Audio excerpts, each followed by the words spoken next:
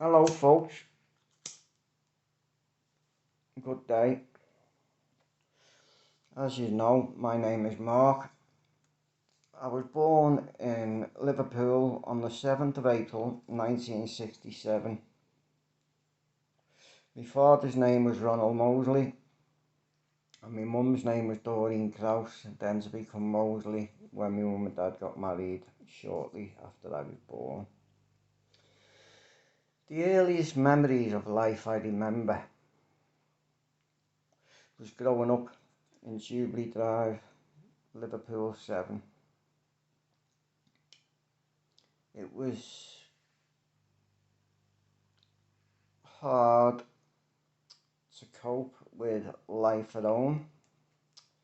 My dad was an alcoholic and he used to go out working every day,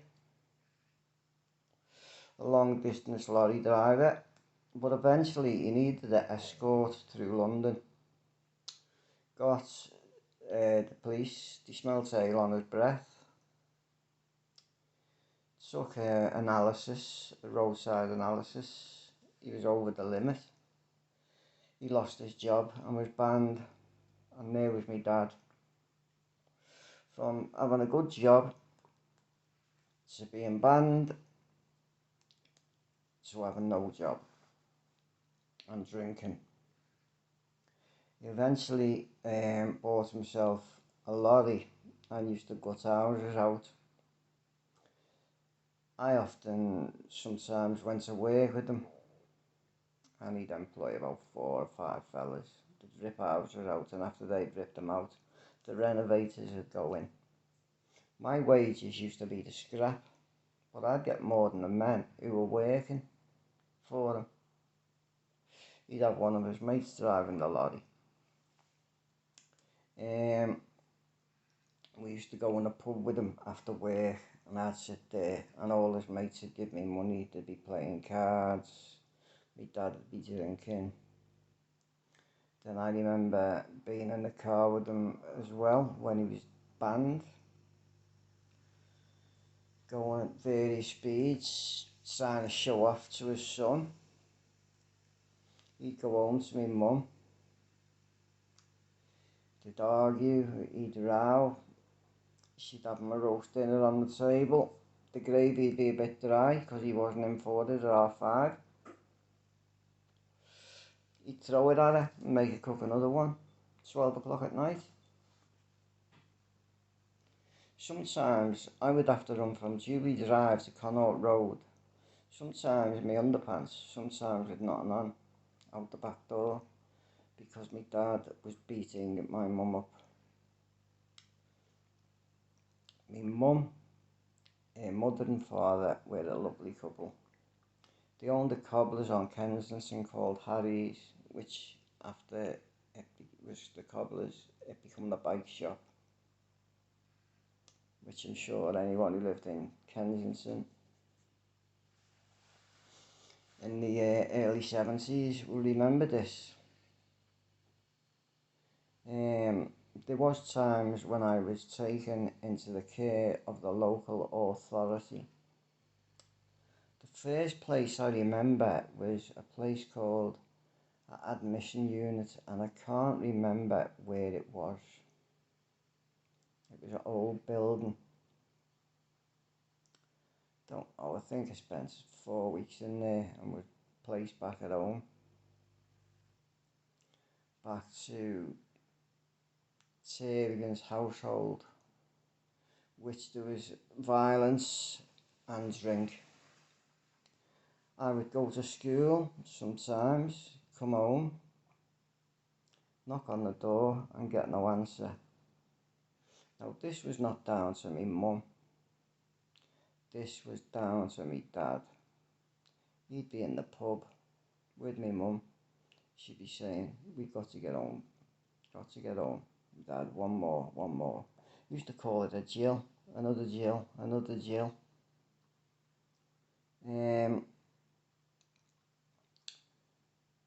I used to early see members of my granddad and nan they were a lovely couple. I can remember sitting on my granddad's knee one day me and my brother Ronnie, and I can still remember I must have only been about 7. Bought us Smarties. But one day I was in the park with my granddad, and I kept wanting another go with the slide. In the end, he picked me up and carried me home and got pains in his chest. Called the doctor out. I don't know what the doctor prescribed more, what was whatever, you know, but them days it was a doctor would come out. I went to bed, I got up in the morning to go to school, opened my door, and laying on the floor, flat outside my door, was my granddad, dead. And believe it or not, I went to school that day, I found my granddad dead. And it still lives with me to this day.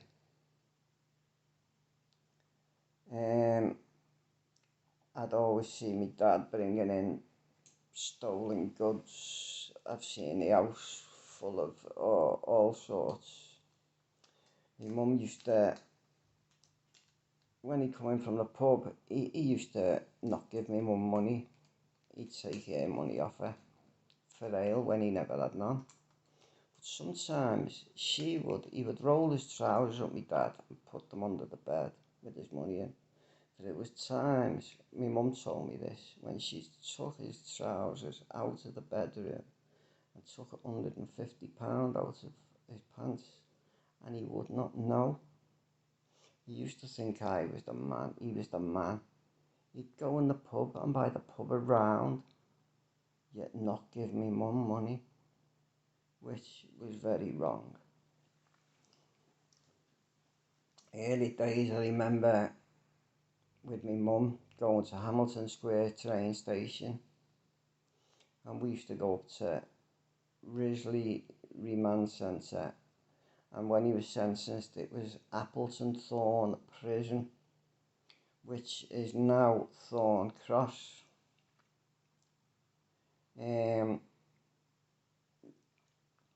I spent time in and out of care as my dad was beating my mum up.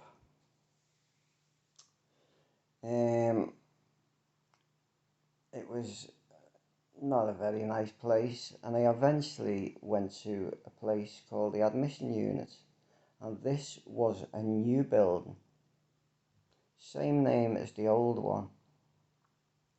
It was in by Sefton Park, I think it was Livingston Drive.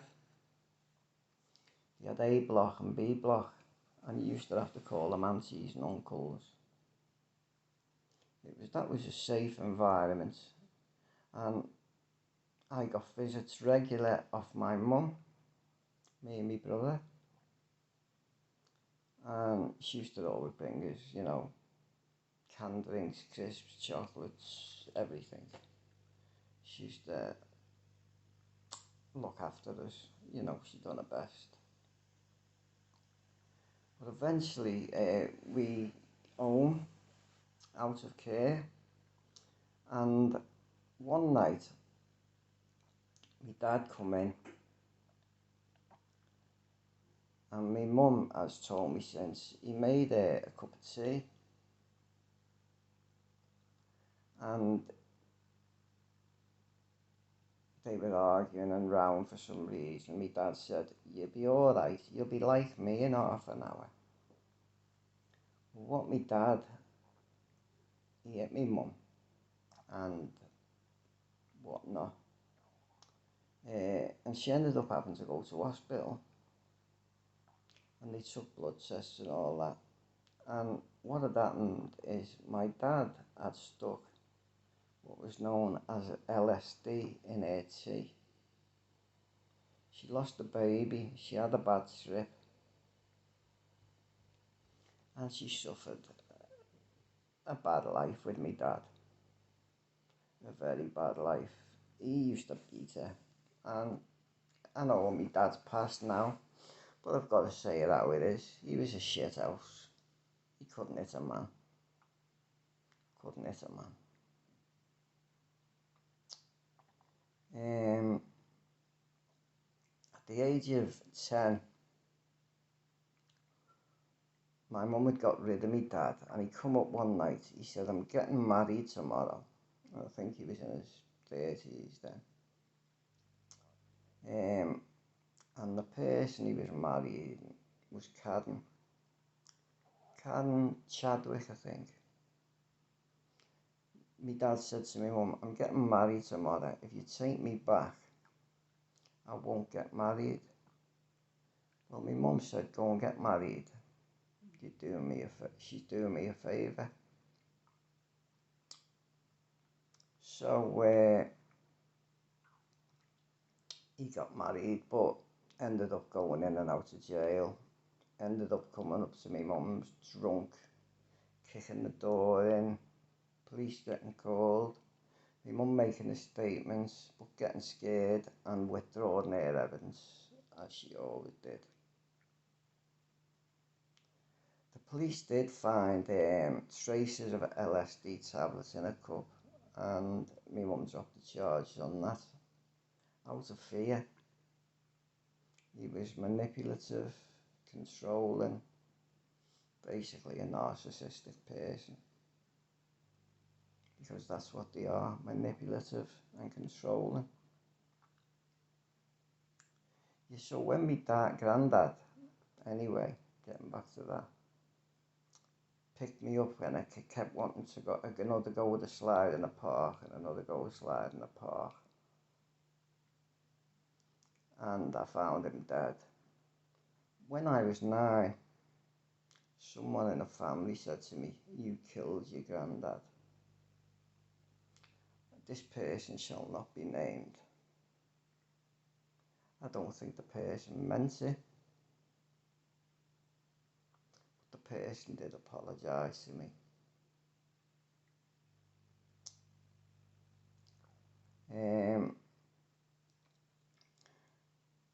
When my dad was away after the age of 10, between the ages of 10 and 15, it was good. We'd see him now and again. He'd come up to my mum would get the police. He'd be gone. But I started knocking about with my friends. I'm not going to name my friends in this. And they were some good days, and we used to go egging. We'd go to Werby, we'd go up Morton, we'd travel. We get a Safeway ticket, I think they were 30p or something, stuff like that. And we'd go out for the day. But because I had been brought up around this violence, I become problematic, as we may say, misbehaved. I assume if it was in this day and age, I'd probably would have been diagnosed with ADHD or something like that, something similar.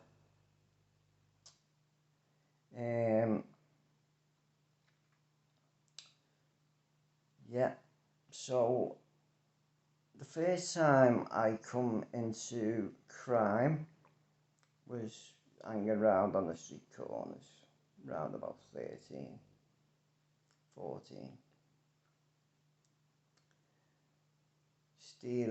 Not stealing, I wouldn't steal them, but friends would steal motor cars, and when they were on the reservoir, I would get in and have a go, and we would ride them and break them, do what you do when you're kids. And then my first offence I got arrested for was actually shoplifting. It was in the quick save with me and a friend, and the friend knows who he is, but obviously I haven't had his permission to mention him, so I'm not going to mention him. But he got away. I got arrested, and I got a caution for shoplifting. Then I started getting into pigeons. Not racing them, but breeding them. I used to get them off pigeons off Billy Moss from Wavertree. A few older gentlemen, you know. I used to have a big pigeon loft in my mum's back, and it was quite a good hobby. By the time I was 15,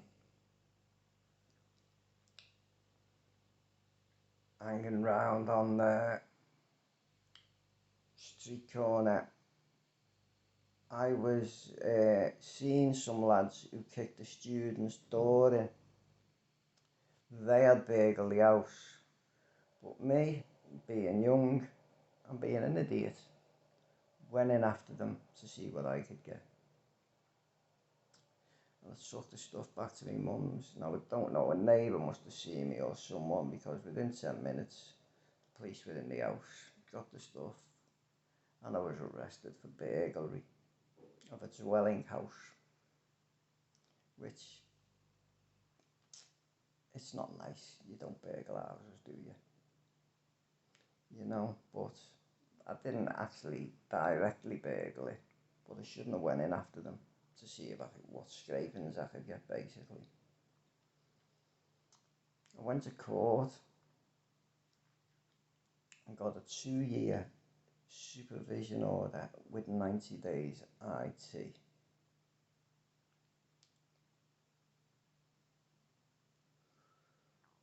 And we were under a social worker called Jack Bennett. Jack Bennett, I was under him voluntary at one time as well, before this, for my behaviour. A few of the lads in the local area was. He was giving us medicals, but we're kids and we didn't know. Only a doctor gives you the medical. He used to have a camcorder on a tripod, but they're not like camcorders you have today. The big massive thing it was. There was always a little light, red light flashing on and off. But there was a little bit of banter between us. He did fondle me. I don't want to go into it, but let's leave it at that. Anyway, while I'm on this intermediate treatment order and supervision order, one day the police knocked at the door, and come in, spoke to me. I made a statement, like everyone else did. He got charged with several offences, and I don't know how he pleaded guilty in court, but I don't know how he'd become a social worker when he had a conviction in 1966. Just shows you that them days people could get through the net.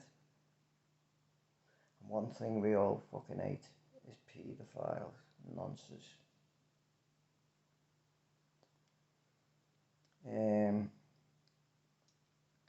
At this age as well, I've already told you about going up the skateboard park. I'm not exactly sure what about that age was, up in Old Swan, when I stole a lad's mongoose. And his family didn't turn up. One of the witnesses didn't turn up at court 3 times, and it got dismissed. Because I now remember the policeman's name, Mr. Massey from Wavertree Road, said to me, if you get the bike back, we won't charge you. Well, I got the bike back and got charged. Around this time, you know, the life I've been brought up, and, you know, not being very good. My mum was done her best, but my dad had made life bad for us, you know, something what you're not going to forget. I started sniffing butane gas lighter fuel. About 8-10 tins a day. And he remembered on the corner of Julie Drive there was a shop, Abbey, and he used to go to the wholesalers. And he used to ask me to stand in the shop while he went to the wholesalers. So my mates, I was the oldest, would not take the mickey, go in, abuse his wife, steal out the shop or whatever. And he would give me tins of gas for doing that. But little did I know at the time. And there was lots of people sniffing gas fuel. But I'm reaping the consequences of it now. My lungs are smashed. But through this, I was going to a special school from the age of 10 called Grandside. 8 in a class, a teacher and a teacher's supervisor. I loved the football in school. I was in the football team and I was quite good at it. I liked the school, but everyone had problems. When you were eating your dinner, if someone kicked off, they had a bowl of rice pudding in front of them, it'd just go over the person in front of them. It was called a special school. You probably, some of you may have been to some. There's Clifford Holroyd, there's Margaret Bevan, there's loads of them, there's Wheat Hills. They're all placed all over Liverpool. The one I went to was called Grandside. Eventually, I got expelled from Grandside. But from the age of 10 to the age of 16, I still held down a job working for Vera Shields at the bottom of Bow Street on the flower stall, a couple of hours after school. And I'd stay in there on a Friday night and we'd be at Edge Lane Market buying the flowers where they sell the fruit. It's not there no more, it's moved. 5 o'clock in the morning and I'd work Saturday for it. 20 hours a week. I used to get about 25, 30 quid, but if it was Mother's Day, I'd get more. If it was Christmas, I'd get more. But then it was a lot of money. You know, you could buy 3 carnations, 10 pence each, 30 pence for 3, and they'd go £1 for 3, £1 for a bunch. So, you know, there was a vast profit in it. She was doing well. And sadly, Vera Shields has died now. R.I.P. Vera. Then, when I got to 16, I actually sold the job to my brother. And I was placed in and out of care at this later age on what you call a place of safety order. When I was caught sniffing butane gas, I would get put on a place of safety order for 28 days. And I would walk out, abscond from the home, and before I knew it, after a couple of times, I was back in a secure unit. Same one Dad and G was in. Gladstone. But life went on and I eventually went home and I started a YTS, a youth training scheme. You only got, I think it was £25 a week, run by the government. But again, I was doing joinery. There was about 35 people there and you were just left to your own devices. Well, everyone would be in the toilet sniffing Evo stick.